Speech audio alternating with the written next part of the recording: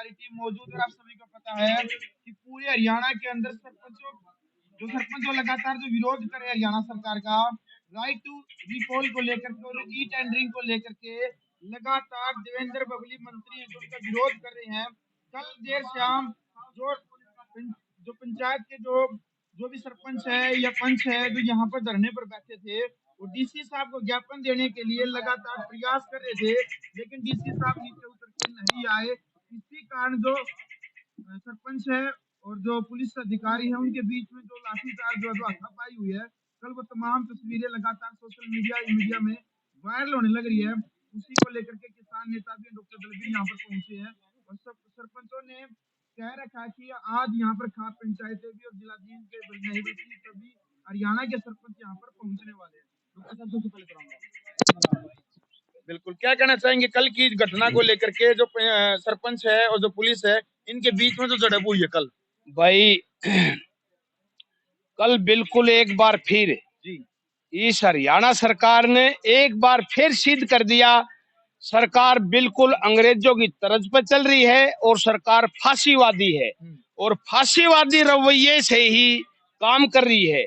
जैसे देश में कोई भी किसान संगठन या मजदूर संगठन अपना प्रोटेस्ट करता है या विज्ञापन देता है उसके साथ तो ये डंडा परेड करते ही करते हैं। सबसे जघन्य और शर्म की बात ये रही कल ये जो सरपंच बैठे हैं ये किसी के मनोनीत करे हुए या सिलेक्टेड करे हुए नहीं है, ये इलेक्टेड हैं, ये जनता द्वारा चुने गए हैं, ये वोट की पावर से चुने गए सरपंच हैं। ये एक अलग बात है, एक सेंट्रल गवर्नमेंट एक स्टेट गवर्नमेंट है और एक ग्राम लेवल की गवर्नमेंट है। ये छोटी गवर्नमेंट चाहे बेशक हो लेकिन ये भी लोकतांत्रिक तरीके से वोट की शक्ति से चुने गए हैं। और कल ये अपना जो ज्ञापन देने गए थे डीसी के पास वहां डीसी ने भी इनके साथ बहुत बुरा किया और हमारे जो पुलिस के डीएसपी साहब थे उन्होंने भी एक छोटा सा मेडल पाने के लिए या एक खट्टर की नजर में थपाहट लेने के लिए या 2 साल पहले अपना प्रमोशन कराने के लिए इन निहत्ते और चुने हुए सरपंचों के ऊपर लाठीचार्ज किया। कल का दिन बहुत ही बेहद जघन्य और काला दिन था। मैं तो ये कहूंगा इतिहास में ये कल का दिन जो है जरूर दर्ज होगा, क्योंकि ये काला दिन इसलिए है आम जनता पर तो 100 बार क्रूरता करो लेकिन एक चुनी हुई सरकार के ऊपर चुने हुए नुमाइंदे के ऊपर लाठीचार्ज करना और बल प्रयोग करना बेहद शर्मनाक बात है। बिल्कुल। अच्छा जी, देवेंद्र बबली के लगातार बयान वायरल होने लग रहे हैं कि भाई जो सही सरपंच है वो तो अपने गांव में काम करने लगे, विकास करवाने लगे। ये तो जो सरकार के विरोधी गिने चुने जो सरपंच है वही धरना में बैठे हैं। ये हरियाणा के सीएम ने भी बोला है कि 1600 पंचायतें काम करनी, 1600 ईमानदार जो सरपंच है वो काम करने लगे। देखिए ये सरकार का एक सोचा समझा षड्यंत्र है। शुरू में जब पंचायतें गठित हुई थी उस समय सरकार ने प्रोजेक्ट मंगवाए थे गांव से, भाई किस गांव का क्या प्रोजेक्ट है वो लिस्ट में चढ़वा लिए गए थे। इस तरीके से उन पंचायतों को बदनाम किया जा रहा है। बिल्कुल पंचायतें ई टेंडरिंग और राइट टू रिकॉल के बिल्कुल विरोध में हैं और ये अपने हक के ऊपर प्रोटेस्ट कर रहे हैं और सरकार के खिलाफ ये अपनी हड़ताल के ऊपर बैठे हुए हैं। ऐसी कोई बात नहीं है, कोई सरपंच काम कर रहा है। हाँ, इक्का दुक्का होता है जो सरकार की फेवर में हो या गुलामी को झेल रहा हो। इस तरह जैसे भारत को आजादी मिली थी 95 साल लगे थे, वो 95 साल इसीलिए लगे थे कुछ लोग गद्दार थे। हो सकता है इक्का दुक्का हरियाणा में कोई ऐसा सरपंच हो या पंचायत हो जो गद्दारी का काम कर रही हो, जो सरकार के साथ या पब्लिक के साथ या खट्टर साहब के साथ मिली भगत कर रही हो। लेकिन मैं कहता हूँ 99% पंचायतें प्योर इनके खिलाफ हैं और इनके जो ई टेंडरिंग है उसके खिलाफ हैं और ये अपना हक लेना चाहते हैं और हक लेंगे तभी ये ग्रामीणों की उपेक्षाओं पर खरा उतरेंगे और तभी ये विकास के कार्य करवा सकते हैं, अन्यथा विकास कहाँ से होगा। तो डॉक्टर साहब क्यों खिलाफ है, ई टेंडरिंग का विरोध क्यों किया जा रहा है? मंत्री की तरफ से भी, हरियाणा के जो मुख्यमंत्री है मनोहर लाल खट्टर उनकी तरफ से भी लगातार बयान दिया जा रहा है कि बहुत अच्छा भाई जो भ्रष्टाचार होया करता, जो पैसे सरपंचों की तरफ से खाए जा कर दे उसके ऊपर लगाम कसी जागी नू। भाई ई टेंडरिंग एक मीठा जहर है, लोगों को नू लगता है और सरकार द्वारा बहकाए जा रहे हैं लोग। भाई ई टेंडरिंग नहीं रहेगी तो सरपंच भ्रष्टाचार कर जाएगा या सरपंच 10 रुपये कमा लेगा, ये दिखाने के लिए और बताने के लिए मीठा जहर है, ऐसा कुछ भी नहीं है। अगर ई टेंडरिंग रहेगी तो जो मंत्री है वो ठेके देगा ठेकेदारों को, और उन ठेकों की बदौलत 5%, 10%, 15% कमीशन लेगा मंत्री।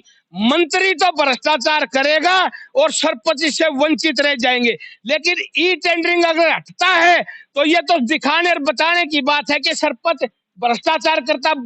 सरपंच बिल्कुल भी भ्रष्टाचार नहीं करता, क्योंकि सरपंच का मतलब है कोई भी विकास कार्य, कोई दीवार निकालनी है, कोई तालाब के ऊपर पैड़ियां निकालनी है, उसकी पैठ निकालनी है, फेंस बनानी है, या कोई गली बनानी है, या कोई बिल्डिंग बनानी है, पंचायत घर बनाना है, सरपंच अगर अपने हाथ में काम लेके करेगा तो ईंट 1 नंबर की आऊंगी, सीमेंट 1 नंबर की आऊंगी, मसाला पूरा लगवाओगा, और जो मिस्त्री है उनसे पूरा काम लेगा, समय पे काम लेगा, और दिहाड़ी भी बिल्कुल ठीक ढंग से देगा। लेकिन ई टेंडरिंग लागू रहेगी तो मंत्री ईंटों का रेट मान लिया 7 रुपए पर ईंट और बिलों में चढ़ाएगा, और नीचे नीचे 60 घाट करेगा 5.5 रुपये ईंट में, और जो 1.5 रुपया, जो 2.5 रुपये जो है वो मंत्री खाएगा, और सरपंच रहेगा। कल ने कोई ग्रामीण आवाज ना उठा दे, कल ने कोई ग्रामीण उंगली ना उठा दे, कल ने कोई ग्रामीण सरपंच की इमेज खराब नहीं कर दे, देखो घटिया सामग्री लगवाई है, घटिया ईंट लगवाई है, घटिया सीमेंट लगवाई। इसलिए अपने गांव का ध्यान रखते हुए, अपने लोगों की उपेक्षा ऊपर खड़ा उतरते हुए वो सीमेंट भी बढ़िया लगवाओगा, ईंटें भी बढ़िया लगवाओगा। अगर सरपंच का हाथ में ये काम दे दिए जाओगे, काम समय पर तैयार होंगे और अच्छी सामग्री से तैयार होंगे, इसमें कोई दो राय की बात नहीं। ई टेंडरिंग रहेगा तो ये जो सरकार तंत्र है, चाहे उसमें बबली हो, खट्टर हो और कोई हो, उसमें वो जेई एसडी और एक्शन भी शामिल हो गए, वो भी मतलब पूरा भ्रष्टाचार करेंगे। 1 लाख रुपए के कार्य में कम से कम 30-40 हजार तो वो खा देंगे, मुश्किल से 50-60 हजार का काम होगा तो वो कच्चे मटेरियल से वो विकास कार्य होगा, वो जल्दी ही टूट जाएगा। और रही राइट टू रिकॉल की बात, राइट टू रिकॉल की मैं बता दूं आपको, ऑल इंडिया में कहीं भी लागू नहीं है। राइट टू रिकॉल का मतलब होता है जो चुना हुआ बंदा है उसको वापस बुलाने की पावर। अगर जनता ने चुना है तो जनता ही वापस बुला सकती है, ऐसा उसका ड्राफ्ट होना चाहिए। अगर कभी भी लागू होगा ना तो वो जनता ही वापस बुला सकेगी, ना कि चुनेगी जनता और वापस बुला लेगा एक मंत्री या एक अफसर। ऐसा नहीं हो सकता, ये गलत तरीका है। पहली बात तो राइट टू रिकॉल इंडिया में लागू नहीं है, लागू होगा तो एक अच्छे मनसा और अच्छे तरीके से लागू होगा, और वो इसमें जो पंचायती राज व्यवस्था है इस पर लागू नहीं होना चाहिए, वो हमारे राज्य की सरकार पे भी लागू होना चाहिए, और वो केंद्र की सरकार के ऊपर भी लागू होना चाहिए। और वो बता दूं, पिछली आपको सबको याद होगी 12-13 की कहानी है, जो अन्ना हजारे हमारे महाराष्ट्र से थे, वो बता रहे थे बहुत अच्छे आदमी हैं, महात्मा गांधी की तरह चल रहे हैं। उस समय तो ये इमेज बनाई गई थी, लेकिन वो तो अब पता चला वो प्रायोजित एजेंडा था, वो बीजेपी का एजेंट था। क्योंकि वहां जब बैठा था उन्होंने 3 चीज की मांग की थी। एक तो हर काम का चार्टर लागू होना चाहिए। चार्टर का मतलब है अगर कोई काम, कोई लाइसेंस बनवाना है वो 7 दिन में बनेगा तो भ्रष्टाचार नहीं होगा, रिश्वत नहीं देनी पड़ेगी, क्योंकि लाइसेंस तो 7 दिन में बन के ही आओगा। इस तरह का एक चार्टर लागू करवाना था, लोकपाल लागू करवाना था, राइट टू रिकॉल लागू करवाना था। लेकिन उस समय तत्कालीन सरकार कांग्रेस की थी सेंटर में, और इन्होंने अन्ना हजारे ने प्रोटेस्ट किया था। जनता को भी लग रहा था देशभक्त है और अच्छी मांग उठा रहे हैं, देश ने भरपूर साथ दिया था, और दिल्ली में बहुत बड़ा प्रोटेस्ट हुआ था। वो सरकार तो हमने बदल दी। सरकार बदलने के बाद में आज 8-9 साल से मोदी सरकार है सेंटर में, आज तक उन्होंने राइट टू रिकॉल या फिर लोकपाल या फिर चार्टर पे आज तक कोई ध्यान नहीं दिया। 8-9 साल हो गए। आज मैं पूछता हूँ अन्ना हजारे से और उसकी टीम से, कौन सा बिल में छिपे बैठे हैं? क्या वो सरकार ही चेंज करवाने के लिए आए थे? क्या वो प्रायोजित ड्रामा था? क्या वो प्री प्लान एजेंडा था? तो मैं बिल्कुल, हाँ, डॉक्टर साहब यहाँ का है तो कल जो पुलिस और जो सरपंचों के बीच जो झड़प हुई है, सुनने में आ रहा है कि सोशल मीडिया पे वीडियो भी वायरल होने लग रही है, पोस्ट भी वायरल होने लग रही है कि समझौता हो गया इनका आपस में।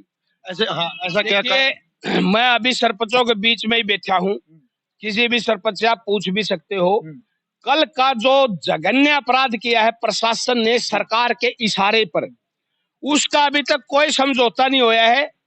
वो जो खेड़ा खाप से हमारे सतबीर पहलवान जी है, वो जो बयान दे गए हैं, पता नहीं वो किस तरह बयान दे गए हैं। सरपंच तो यहाँ मना करें सारे, कोई समझौता नहीं होया, लेकिन वो बयान देंगे। वो थोड़ा प्रशासन की तरफ झुकाव करके बोल रहे हैं, सर प्रशासन के फेवर में बोल रहे हैं।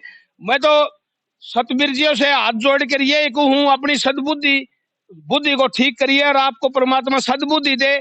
सरपंच यहाँ बिल्कुल संतुष्ट नहीं है, ना इनके समझौता बता रहे हैं हमारा हो गया और वो कह रहे हैं समझौता हो गया। इस तरह के बयान देना, बचकाने बयान देना बिल्कुल कतई गलत है। और रही बात प्रशासन की, जो कल वाला जघन्य अपराध किया है, मैं ये बता दूं, मैं तो अभी ये सलाह दी है सरपंच एसोसिएशन को भी, देखिए जो जिस तरीके से एक एमएलए और एमपी पार्लियामेंट वाला सदस्य जनता द्वारा चुने जाते हैं, इसी तरह तुम राज्य व्यवस्था के सदस्य छोटी से छोटी इकाई ग्राम सभा के जनता द्वारा चुने गए हो, संवैधानिक पदों पे बैठे हो और तुम्हारा हक है प्रशासन, डीसी, एसडीएम और जेई और डीडीपी और इस पंचायत अफसर के पास किसी भी समय जा सकते हो और किसी भी समय किसी भी चीज का ज्ञापन दे सकते हो। इनका अधिकारों का गला दबाते हुए, भारत के संविधान को कुचलते हुए कल जो लाठीचार्ज कराया है सरपंचों के ऊपर, ये डीसी साहब ने और डीएसपी साहब ने नहीं करना चाहिए था, बिल्कुल भी नहीं करना चाहिए। ये बहुत बड़ी षड्यंत्र और साजिश की मेरे को बू आ रही है इसमें।